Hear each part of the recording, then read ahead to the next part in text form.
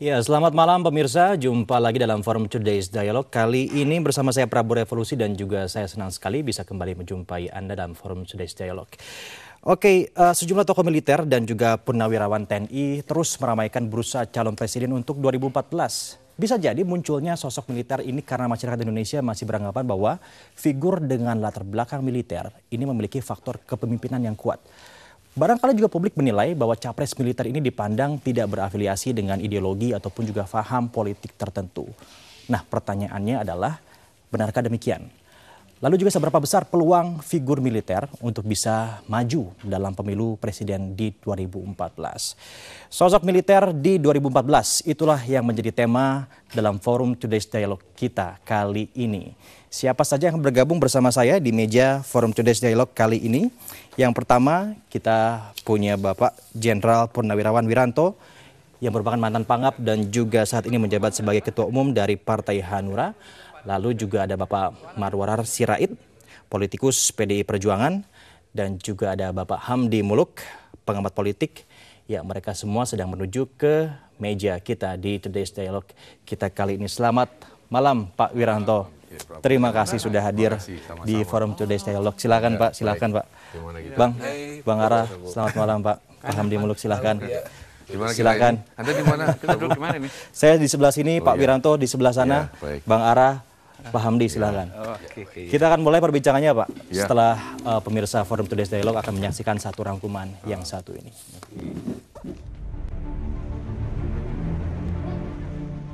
Peluang figur militer untuk kembali memimpin tampuk kekuasaan di Republik ini ternyata masih terbuka lebar.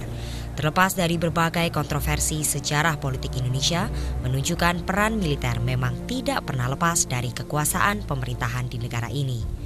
Peran militer ikut mewarnai 32 tahun kekuasaan Orde Baru yang dipimpin mantan Presiden Soeharto yang notabene adalah militer. Meski lahir di era reformasi, bahkan kekuasaan pemerintahan Partai Demokrat juga tidak lepas dari peran militer di belakangnya. Selain SBY yang purnawirawan Jenderal TNI, sejumlah figur militer berada di belakang SBY. Sebut saja Marsikal Purnawirawan Joko Suyanto, Legend Purnawirawan TB Silalahi, Maijen Purnawirawan Syamsir Siregar, dan mantan Kapolri Sutanto.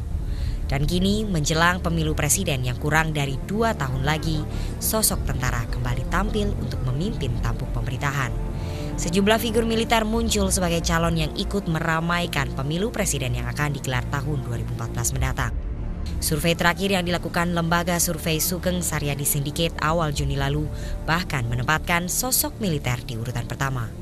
Hasil survei lembaga tersebut menempatkan mantan Pangkostrat Legend Purnawirawan Prabowo Subianto di urutan pertama dengan dukungan 25,8% suara. Mengungguli calon lainnya seperti Ketua Umum PDI Perjuangan Megawati Soekarnoputri yang memperoleh 22,4% suara dan mantan Wakil Presiden Yusuf Kala 14,9% suara. Selain Prabowo, muncul sejumlah sosok militer lainnya seperti mantan Pangap Jenderal Purnawirawan Wiranto, Menko Polhukam Joko Suyanto, dan Kasat Jenderal TNI Pramono Edy Wibowo. Bisa jadi munculnya sosok militer karena masyarakat Indonesia masih beranggapan figur dengan latar belakang militer memiliki faktor kepemimpinan yang kuat. Publik juga menilai capres militer dipandang tidak berafiliasi dengan ideologi atau paham politik tertentu. Meski kini kenyataannya banyak di antara tokoh militer tersebut justru masuk partai atau bahkan mendirikan partai politik sebagai kendaraan mereka menuju kekuasaan.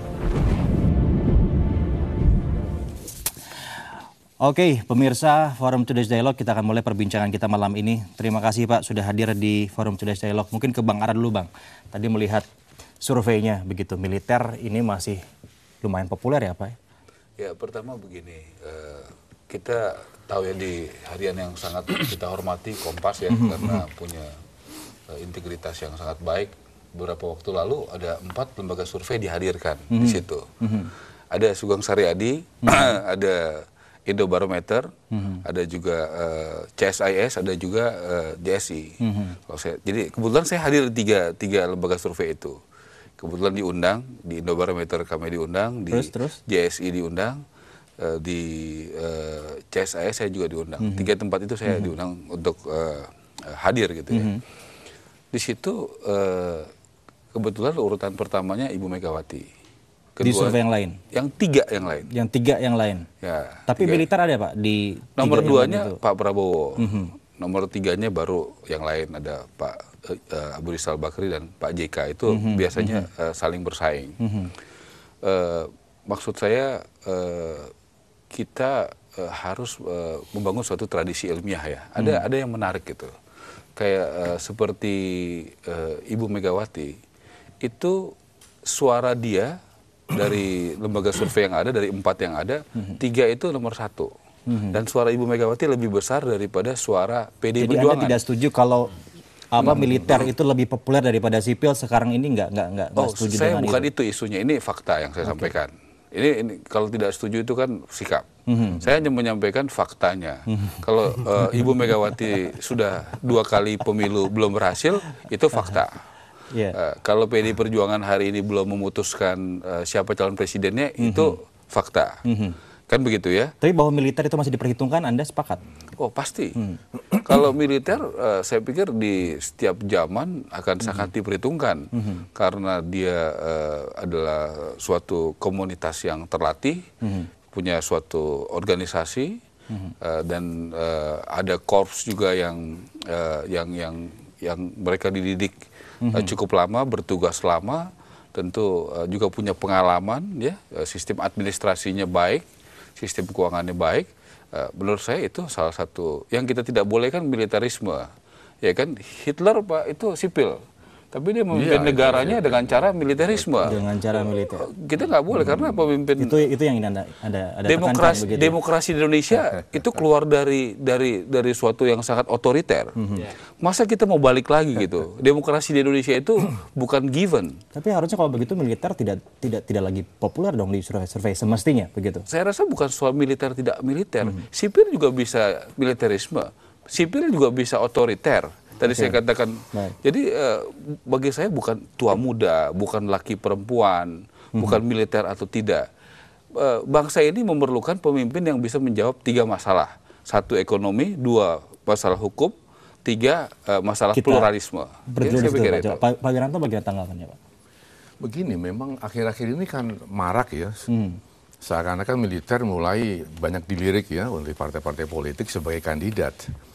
Tapi saya coba dekati dari teori kausalitas begitu ya. Jadi kalau orang minum berarti dia haus kan. Orang lapar, orang makan karena dia lapar. Nah, kita melihat saat ini memang ada kecenderungan bahwa masyarakat kembali merindukan zaman Orde Baru. Ini diperkuat dengan hasil survei, beberapa surveyor, bahkan di sana dikatakan bahwa untuk pemerintahan Orde Baru itu kesukaan masyarakat itu mencapai 40,5%. Sedang pemerintahan sekarang, reformasi ya, pemerintahan pasca Orde Baru itu 20,9%. Artinya memang ada kecenderungan orang kembali merindukan kondisi seperti itu. Ya. Nah, lalu orang sebabnya apa sih? Nah, rupa-rupanya memang pendapat umum yang sekarang saya kutip ya, bahwa karena leadership kan. Maksudnya leadership itu bagaimana? Leadership sekarang birokrasi sekarang bagaimana, Pak? Kurang tegas ya, kurang kuat, kan begitu kan? Pendapat umum juga ada kebimbangan dan mengambil keputusan. Nah, itu kalau bukan militer maksudnya begitu? Iya, enggak sekarang ini. Yang sekarang ini? Pendapat umum kan begitu. Tapi kan Pak SBY dari militer juga, Pak. Nah justru itu, tapi ini bukan militer sipil, tapi masalah leadership yang saat ini sedang memerintah negeri ini, pendapat umum mengatakan tidak tegas ya, kemudian ada beberapa kebimbangan di sana sini. Nah, lalu masyarakat tentunya kembali tadi teori kausalitas tadi mencari obatnya. Ke depan nanti dicari yang antitesis kan, dicari yang kuat, yang tegas, yang bijak kan begitu.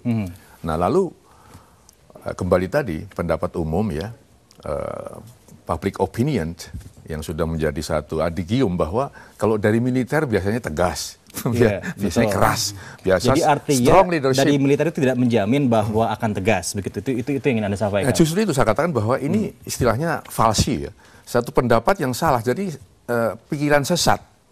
Kalau dari sipil seakan-akan demokratis, militer otoriter.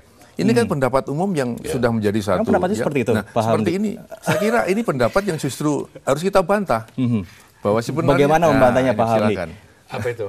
Iya, tadi itu tentang Falsi, apa Pak. namanya? Jadi Falsi pikir itu. tadi. Soal stereotipe gitu Iya. ya. Stereotip bahwa kalau orang berasal dari militer dia pasti akan tegas, dia pasti akan lebih strong leadership Iya. gitu, dia lebih deterministik gitu. Mungkin dia akan lebih capable dan seterusnya. Nah, saya kira persoalan kita yang tadi kita bahas ini betul Ara mengatakan tadi, ini persoalan kita adalah persoalan ketokohan sebenarnya. Jadi hasil survei tadi itu kan ditanyakan ke masyarakat Indonesia, di antara stok-stok tokoh kita yang ada, dari manapun dia berasal, siapa kira-kira yang Anda persepsikan layak untuk memimpin negara ini. Nah, kalau kita lihat sosok yang muncul itu dalam survei-survei sekarang, dari bursa yang ada ya, itu kan sebenarnya more or less. More or less. Ya, kurang lebih sama. Kurang lah lebih ya. sama. Jadi muncul Ibu Megawati. Ya, kalau orang mengatakan nih stok lama semua gitu. Stok baru belum kelihatan. Ibu Megawati, ada Pak Prabowo. Ya, di tempat empat teratas ya. Putar-putar situ saja. Ada lagi apa tadi? Ada Bangkala, di situ juga. Yusuf Kala, Yusuf Abu Rizal Kala, Bakri iya. gitu ya. Iya. Bapak Dengan- Pramono Edi Pramono Edi masih di bawah. masih di bawah. Pak Wiranto tapi ada di situ juga. Ya, persentasenya masih di bawah. Jadi survei itu ada yang namanya margin of error. Itu kurang lebih 3-4%. Jadi hasil itu sebenarnya pada kenyataannya sesungguhnya bisa bergeser 4-5%. Misalnya katakan sekarang, Bu Megawati tadi 20 untuk survei yang lembaga yang Lain. saat pertama ya, di tempat lain 19. Itu sebenarnya nggak relatif sama. Pak Prabowo misalnya 20, 21 itu sama-sama lah kalau kita berhitungan margin error. Jadi posisinya itu masih berimbang saya kira empat orang itu. Nah, memang sekarang kalau kita lihat dari stok pemimpin yang beredar dari bursa dan yang dianggap orang yang layak untuk jadi presiden masih berkisar di nama-nama itu. Karena yang lain belum muncul. Ya, ini persoalannya gitu. Ini in term of popularity sebenarnya, popularitas gitu. Jadi ini kan belum masuk kampanye juga kan ya. Belum ada Walaupun kandidat. ada yang sudah mulai kampanye. Ada gitu. mulai kampanye kita. Yang ya nama-namanya itu juga tadi ya. Ya Pak Prabowo sudah mulai kampanye sebenarnya. Tapi kalaupun demikian misalnya dari Bang Ara tadi mengatakan Ibu Megawati di atas begitu ya. Walaupun seperti itu apa namanya wapresnya dari militer juga dalam skenarionya PDIP juga atau tidak? Saya pikir kita Nanti coba begini. kita bahasnya di segmen selanjutnya. Oh, iya. Sekarang kita break dulu. Kami akan kembali sesaat lagi.